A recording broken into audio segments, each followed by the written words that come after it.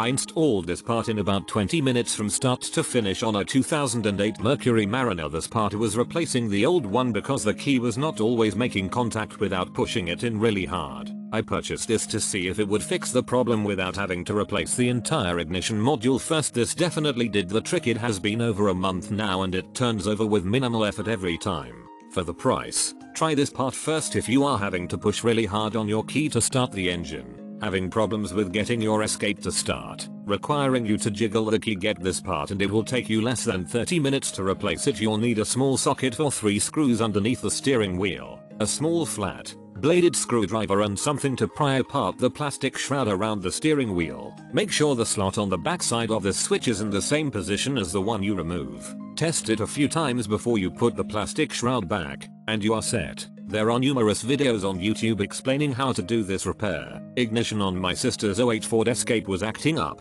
Turned the key and it actually starting was 50/50, which increasingly became worse like 20/80. Checked this part and seemed worn. Lot of play-in mechanism. I figured for $30 it was worth the gamble. It was definitely the issue. Installed in minutes. Shocking on a Ford, LOL. And the stuff started with ease. With this issue most think it's the lock cylinder, but if the cylinder is accepting your key and turning forward without issue, then your issue is definitely this ignition switch. As I stated above, they get play in them and your lock cylinder can't fully turn the loose switch to start your vehicle. Worked perfectly in my daughter's '08 Explorer to fix the seat from randomly moving back and forth while she was driving. It takes longer to remove the plastics to gain access to it than it did to change it.